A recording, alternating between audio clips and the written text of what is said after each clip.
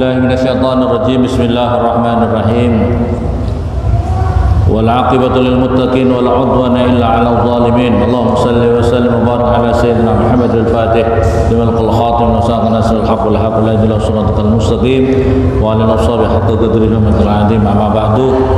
Qala al-mu'allif al-imam al-Ghazali nafanallahu ahlan wa dhurriyyatana barakati usul wa amal fid din wa dunya wal akhirah. Amin Allahumma. Wa qala, dan bersabda sahabat Nabi sallallahu alaihi wasallam, lilladzi, pada perkara ausa yang memberikan wasiat sahabat Nabi kepada lagi. Wa idza shallaita, dan ketika salat sahabat kamu, fasalli, maka salatlah sahabat kamu salat muwaddi, seperti salatnya orang yang mau berpisah, salatnya perpisahan, salat berpisahan. Ai muwaddiin, artinya orang yang pamit, orang yang mau berpisah, linafsihi, pada dirinya muwaddi, muwaddain yang berpisah, lihawahu, pada hawa nafsunya musalli, muwaddain yang berpisah, liumrihi, pada umurnya muwaddi, sairin yang berjalan, ila maulahu, pada bendorone, pada tuannya muwaddi, yaitu kepada Allah. Kama sebagaimana perkara qala, berfirman siapa Allah Ta'ala, ya ayyuhal insanu innaka kadihun ila rabbika qadhan famulaqih. Ya ayyuhal insan, wahai ingat-ingatlah manusia, innaka, sesungguhnya kamu itu kadihun, itu orang yang berjalan, ila rabbika, pada Tuhanmu, qadhan, dengan berjalan sungguhan, dengan lumaku temenanan, dengan berjalan sungguhan. Famulaqih, maka bakal ketemu kamu semuanya. Famulaqih, maka akan bertemu famulaqih, maka orang yang bakal bertemu kepada Allah, kepada Rabbuk. Wa qala ta'ala, Allah berfirman, wattaqullah, wattaqu, dan bertakwalah kamu semuanya.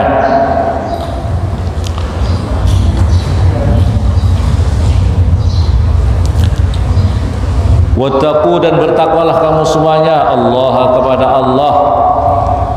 Wa yu'allimu, dan memberikan ilmu, kum, pada kamu semuanya, siapa Allah, Allah. Wa yu'allimu, dan memberikan ilmu, kum, pada kamu semuanya, siapa Allah, Allah.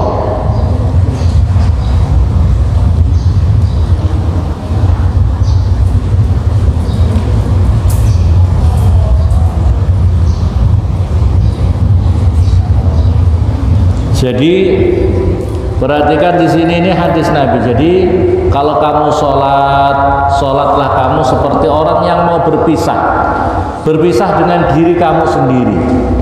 Pertama, berpisah dengan hawa nafsu kamu, berpisah dengan umur kamu.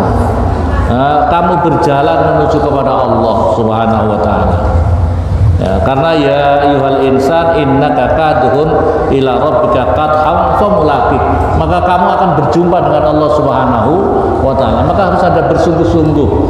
Jadi ketika kita masih hidup, kita ini masih terkungkung oleh raga kita ini masih masih terbelenggu oleh anggota badan kita. Kita ini seolah-olah yang dibutuhkan adalah yang bersifat ragawi saja. Ketika kita masih hidup, seolah-olah yang paling dibutuhkan itu adalah raga kita. Makan dibutuhkan, minum dibutuhkan, uang dibutuhkan, sehingga kebutuhan rohani tidak dipedulikan, tidak dibutuhkan. Padahal nanti pada saatnya makan tidak dibutuhkan, minum tidak dibutuhkan, uang tidak dibutuhkan, kedudukan tidak dibutuhkan, semuanya dibutuhkan, yaitu ketika dirinya sudah di alam barzakh, ketika dirinya nanti di akhirat. Maka orang yang cerdas itu harus mempunyai pilihan dua ini. Ketika kita masih hidup, ya sekedarnya kita ini mempersiapkan hal-hal yang bersifat ragawi kita. Kita butuh minum, berusaha. Kita butuh makan, berusaha. Kita berusaha, tapi jangan lalai tugas yang utama, mempersiapkan kehidupan di alam barzakh yang tidak butuh makan, tidak butuh minum, minum seperti minum itu tidak butuh uang. Yang dibutuhkan adalah hal-hal yang bersifat rohaniah kita ketika kita di dunia. Kita butuh ngaji, kita butuh ngalim, kita butuh kita butuh zikir, kita perlu punya aurat-aurat yang rutin. Inilah persiapan kita untuk nanti di dunia dan di alam barzakh nanti. Ya, kalau orang cerdas itu harus memikirkan dua-duanya itu, jangan hanya terpaku kepada yang sifat duniawi saja. Wa qala ta'ala wa qala dan berfirman siapa Allah Ta'ala Allah wattaqu dan bertakwalah kamu semuanya Allah kepada Allah, wa'lamu dan ketahuilah kamu semuanya annakum sesungguhnya kamu semuanya mulaku bakal bertemu kamu semuanya kepada Allah. Kamu semuanya bakal berjumpa dengan Allah. Inna lillahi wa inna raji'un. Kita ini dari Allah dan akan kembali kepada Allah. Maka ini yang harus dipersiapkan, ya. Maka ini yang harus dipersiapkan. Jadi jangan hanya memperturutkan nafsu badannya kita. Waqala dan bersabda sahabat Nabi sallallahu alaihi wasallam, malam tanha, man barang siapa lam tanha tidak bisa mencegah kepada man apa salatnya man anil fahsyai dari perkara yang keji wal munkari dan perkara yang mungkar, lam yazzat maka tidak bertambah siapa man minallah daripada Allah illa bu'dan kecuali semakin jauh kepada Allah. Perhatikan, barang siapa sholatnya kok tidak mampu mencegah dirinya dari melakukan perbuatan mungkar, sholatnya tidak mampu mencegah dirinya dari melakukan kemungkaran, misalnya korupsi, misalnya maksiat, misalnya sekarang yang terkenal judi online, ada apa enggak? Misalnya segala macamnya seperti itu, misalnya tidak mau sholat jamaah, termasuk apa tidak ini? Termasuk apa tidak? Maka kok tidak mampu mencegah sholatnya daripada itu, tidak bertambah orang itu kepada Allah kecuali semakin jauh daripada Allah. Na'udzubillah sumana. Wassalatu utawi sholat, munajat itu sedang munajat kepada Allah, munajat itu sedang berbisik, sedang meminta kepada Allah. Namanya sholat sedang munajat kepada Allah. Fakaifa bagaimana takunu ada apa munajat ma'al ghaflah beserta lalai. Ya ibaratnya itu kamu ini sedang menghadap sama Allah, kamu sedang berbisik-bisik sama Allah. Nah, anggap saja kalau umpamanya sekarang ini raja dunia, kamu ini sedang menghadap Presiden Republik Indonesia, Pak Prabowo misalnya, ya. Kamu sedang menghadap sama Pak Prabowo. Kamu dari mana? Saya santri Nurul Anwar menghadap presiden. Apa perlu kamu? Dia ngomong tenang-telengong, tidak ada yang jelas. Ngomongnya tidak fokus, tengok kanan, tengok kiri, tengok kanan, tengok kiri, tidak jelas. Kira-kira kamu dianggap apa sama Pak Presiden? Nah, ini orang stres ini, ya. Sudah jauh-jauh mencari waktu, kesempatan untuk mengatur bisa berjumpa dengan presiden. Begitu menghadap malah tidak fokus, malah tidak paham. Begitu juga ini yang lebih istimewa, kamu menghadap Allah, tapi kamu tidak tahu apa tujuan, maksud, arti daripada sholat kamu. Kamu tidak ngerti artinya sholat, kamu tidak paham maksud tujuannya sholat, kamu tidak ngerti syarat rukunnya sholat, perkara-perkara yang membatalkan sholat. Bagaimana orang ini? Makanya pentingnya ilmu ini, ilmu ini. Paham apa paham? Wakala dan berkata siapa Bakar bin Abdullah, Syekh Bakar bin Abdullah, ya ibnu Adam, keturunan Adam, idza syi'ta ketika menghendaki siapa kamu antat kula supaya masuk siapa kamu ala maulah ke atas tuan kamu, maksudnya adalah Allah, bi ghairi idznin dengan tanpa izin, wa tukallima dan berbicara siapa kamu kepada maulak bila tarjumanin dengan terjemah dengan juru bahasa, dakhalta maka masuklah siapa kamu. Oke, dikatakan wa kaifa dzalik, dan bagaimana bisa dukhul, bagaimana bisa masuk? Qala caranya kamu bisa masuk dengan baik menghadap kepada maulaka Tuhan tuan kamu yaitu Allah, tusbihu wudu'aka. Persiapan yang pertama, tusbihu menyempurnakan siapa kamu wudu'aka pada wudu kamu. Jadi kalau kamu ingin menghadap sama Allah, perhatikan wudu kamu, sempurnakan. Watadkhul dan masuklah sama kamu mihrabaka pada tempat sholat kamu. Faidan maka tatkalanya masuk anta utai kamu qad dakhalta sungguh masuk siapa kamu ala maula ke atas tuan kamu bi ghairi idznin dengan tanpa izin fatukallimuhu maka kamu berbicara kepada maula bi ghairi tarjumanin dengan tanpa juru bicara, juru terjemah langsung. Jadi caranya supaya kamu sholatnya istimewa, wudhu kamu dijaga.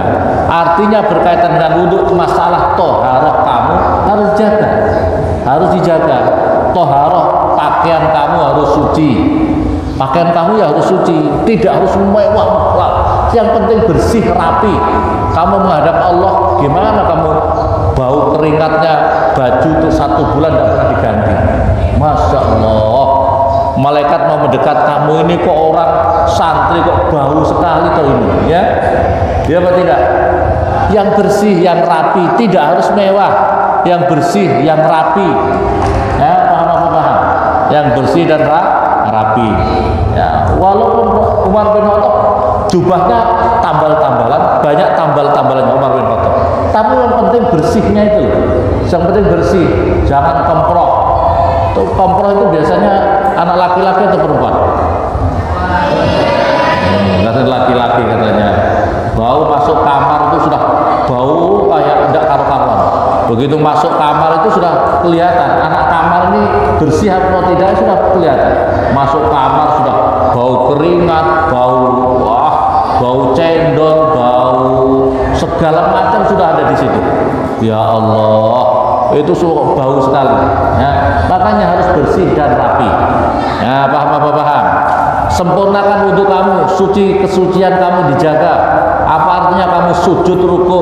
Kalau kamu tidak suci, pakaian kamu tidak suci, kaki kamu tidak suci, masalah tohara kamu tidak paham. Pertama ya, wa an Aisyah dan diriwayatkan Siti Aisyah radhiyallahu anha, qalat berkata Siti Aisyah, kana ada siapa Rasulullah utusannya Allah sallallahu alaihi wasallam yuhaddisu itu berbicara siapa Rasulullah kepada kami. Suatu ketika Rasulullah itu ngobrol dengan kami. Wa nuhaddisu dan bercerita siapa kami kepada Rasulullah. Faidah hadrat dan ketika masuk apa as-salat waktu salat, faka'annahu maka kayak sesungguhnya Rasul lam ya'rif tidak mengenal siapa Rasul kepada kami. Walam na'rif dan tidak kenal siapa kami kepada Rasulullah. Istighalan karena tersibukkan bahasa Jawa ketungkul, karena tersibukkan seluruh jiwa raganya Rasul, jiwa raganya tertuju bi'azamatillahi dengan keagungan Allah Ta'ala, manun Allah subhanahu maha suci Allah. Jadi Rasulullah itu pernah bercerita dengan kami juga bercerita sama Rasul. Ini cerita Siti Aisyah. Begitu Allahu Akbar, Rasulullah sudah berubah, seolah-olah tidak kenal kami juga tidak kenal Rasulullah, karena saking mengagungkan panggilan Allah, karena saking mengagungkan panggilan Allah untuk menjalankan, untuk menghadap kepada Allah Subhanahu wa ta'ala.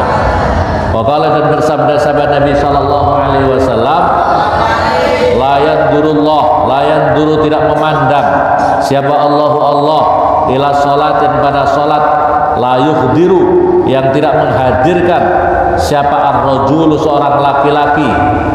Laki-laki ini lil ghalabah, perempuan juga katut fiha di dalam salat apa qalbahu la yahdiru ar-rajul fiha apa qalbuhu, apa hatinya rajul ma'a badani, beserta badannya rajul. Jadi tidak sinkron, rohaniyahnya sama jasadnya tidak sinkron. Allahu Akbar, hatinya itu melayang-layang jalan-jalan ke pasar. Allahu Akbar, hatinya jalan-jalan di toko, hatinya jalan-jalan di kebun, hatinya jalan-jalan kemana? Berarti tidak sinkron. Ketika sholat, hatinya, badannya harus sinkron, sedang menghadap Allah Subhanahu wa ta'ala. Pandang, kalau orang tidak sinkron seperti itu, Allah tidak memandang orang itu. Artinya Allah tidak menurunkan rahmat kepada orang seperti itu. Wakana, dan ada siapa Ibrahim Al-Khalil, siapa Nabi Ibrahim Al-Khalil yang menjadi kekasih Allah, alaihi, atas Nabi Ibrahim, alaihi, semoga tetap atas Nabi Ibrahim assalam, semoga keselamatan. Idza qama, ketika berdiri siapa Nabi Ibrahim, ila sholati, pada salat, sumia. Dalam kitab di sini sumia, dalam kitab yang lain yusma'u, terdengar. Apa roji wajibu qalbi, apa suara atau detak-detak hati jantungnya Nabi Ibrahim, ala milaini, atas 2 mil. Jadi saking luar, Nabi Ibrahim itu begitu sholat, gemuruh dadanya itu, gemuruhnya itu sampai 2 mil, bayangkan, sampai 2 mil gemuruh dadanya itu, saking Masya Allah luar biasa zikirnya kepada Allah Subhanahu wa ta'ala. Itu diceritakan Mbah Hubab, putra Mbah Kiai Maimun yang pertama. Itu Mbah Kiai Maimun juga begitu. Jadi beliau itu kalau sedang zikir, kayak suara kayak di sini nih mendidih seperti seperti air yang menguap, begitu. Suara kemerungsung di dadanya Mbah Kiai Maimun. Masya Allah, itu ketika beliau zikir, itu wali-walinya Allah seperti itu. Jadi tanda-tanda walinya Allah itu ketika dadanya berzikir itu kayak bergembur luar biasa seperti itu. Dan itu yang menceritakan dalam forum terbuka itu Mbah Hubab, Kiai Haji Abdullah Hubab Maimun bercerita terhadap Mbah Kiai Maimun ketika berzikir seperti itu. Wakana, dan kalau kamu apa? Waktu zikir malah ngiler, santri Nurul Alfa, la ilallah, la mak ngimpi, ngiler. Naudzubillah, naudzubillah. Ini anak laki-laki, perempuan ada apa tidak? Perempuan ada apa tidak? Laki-laki saja. Masya Allah, naudzubillah, naudzubillah. Kayak begitu itu susah, dikeprok-keprok tetap aja ngantuk. Iya maksudnya. Wakana, dan ada sahabat Syekh Said At-Tanukhiyu, idza shalla, ketika salat siapa orang, lam tangqoti, maka tidak terputus. Beliau itu ketika salat lam tangqoti, tidak pernah terputus apa dumu apa air matanya, ala min khaddai, daripada pipinya Syekh Said At-Tanukhi. Pokoknya asal sholat meleleh air mata terus. Ala lihiyati, atas jenggotnya, di atas jenggotnya Syekh Said At-Tanukhi. Wara'a, dan melihat siapa Rasulullah sallallahu alaihi wasallam rajulan. Rasulullah pernah melihat ada seorang laki-laki ya'basu, yang bermain-main siapa rajul bilihiyati, dengan jenggotnya rajul, fi sholati, di dalam sholat. Faqala, maka bersabda sahabat Nabi, lau khosa'a, ketika khusuk siapa qalbu hadza, siapa hatinya orang ini, la khosa'at, maka tentu khusuk apa jawarihu, anggota badannya orang. Perhatikan ini Rasulullah ya. Ada lagi sholat, Allahu Akbar, bismillah, imamnya bismillahirrahmanirrahim, alhamdulillahi rabbil alamin. Ini imamnya ya, main-main dengan jenggotnya, main-main. Hal itu disampaikan Rasulullah. Maka Rasulullah bersabda, andaikan orang itu khusyuk, kalau orang itu khusyuk sholatnya, maka seluruh anggota tubuhnya khusyuk. Paham apa Pak?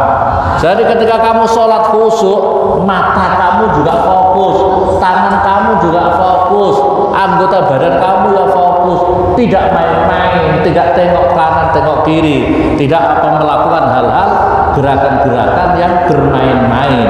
Kalau hatinya ikut sholat, kalau hati hatinya khusus. Wa yurwa dan diriwayatkan anal Hasan al-Basri nazara memandang Syekh Hasan ila rajulin pada seorang laki-laki ya'basu yang bermain-main dengan rajul bil hasa dengan kerikil. Wa yaqul dan berkata siapa rajul, Allahumma ya Allah zawid semoga mengawinkan Tuhan ni kepada saya al-hurul ain pada bidadari. Hur'in itu adalah bidadari. Hur'in itu adalah bidadari yang matanya belolok-belolok, matanya itu indah. Jadi bidadari itu indikatornya itu matanya sangat indah, luar biasa. Makanya hur'in itu matanya yang luar biasa. Orang wantuan ke awakmu. Ya, orang main-main, tapi ya Allah anugerahkan aku bisa mengawini bidadari di surga.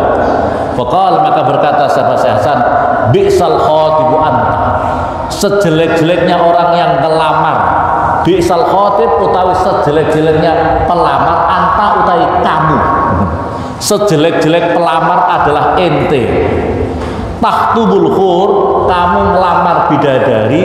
Tahtubu ngelamar siapa kamu al-khura pada bidadari, al-khura lain pada bidadari. Wa anta ta'bas, sementara kamu main-main. Bagaimana kamu? Kamu ingin melamar dapat bidadari, tapi kalau kamu di dunia main-main, happy-happy, tidak mujahadah, tidak bersungguh-sungguh dalam zikir, dalam ibadah, dalam thalabul ilmi, tidak sungguh-sungguh, bagaimana kamu ingin mencari bidadari? Ada maharnya. Wong nikah sama, kalau kamu mau nikah sama orang Bugis, kalau S2, doktor, profesor bisa sekian juta ya uang panai. Iya apa tidak? Uang panai harus sekian juta. Paham apa paham? Kalau orang Jawa 5.000 halalan thayyibah. Masyaallah. Nggih. Paham apa paham? Bidadari itu lebih hebat mana sama kalian? Cewek-cewek kalian itu bidadari. Dengan kalian itu hebat mana bidadari? Jangan main-main ingin dapat bidadari, tidak pernah malaria, tidak pernah sakit perut, tidak pernah sakit pusing, tidak kayak kamu, aduh sedikit-sedikit kepalanya pusing, punya istri, begitu mau didekati baunya bukan parfum, baunya minyak angin, baunya minyak. Ya Allah, ya Rabbi subhanallah. Kamu ingin lamar bidadari, kamu seneng enggak? Santri-santri putar ini ingin dapat istri bidadari apa tidak? Oh ngantuan itu. Ingin dapat bidadari apa tidak? Oh, bidadari itu masya Allah. Nanti wakil diceritakan itu bidadari itu orang begitu masuk pintunya surga, nanti disambut bidadari di situ, langsung kaget sampai sekian lama, terus begitu dia baru, kamu ini bidadari kok cantiknya? Bukan, saya ini hanya ditugaskan untuk menjaga pintu. Masa masuk lagi ke dalam, kamu bidadari lebih cantik? Bukan, saya ini hanya bagian pelayan, saya ini bagian ketemu bidadari yang paling utama yang menjadi istrinya yang nanti akan dipimpin oleh istrinya dari dunia. Jadi istri soleha itu nanti akan menjadi permaisurinya. Bidadari itu anak buahnya. Jadi yang kayak begini ini, yang gembrot-gembrot, yang kecil-kecil, yang krempeng-krempeng itu nanti di make up oleh Allah. Jadikan hebat, lebih cantik daripada bidadari. Kalau kamu soleha, kalau tidak soleha, kamu jadi intipin rokok. Naudzubillah, sudah jelek di dunia, hidupnya nyungsep di dunia, masuk neraka. Naudzubillah, semoga kita semuanya menjadi keluarga dianugerahkan oleh Allah, diri kita, keluarga kita, anak turun kita senang ngaji, senang sholat, bisa menjalankan sholat dengan istiqamah, dengan khusyuk, dan kita bisa menjadikan layak untuk fiddini wad dunya wal akhirah. Di dunia, fiddini wad dunya hasan, fiddini wad dunya wal akhirah, diberi anugerahkan keberkahan, keselamatan dunia sampai akhirat. Amin Allahumma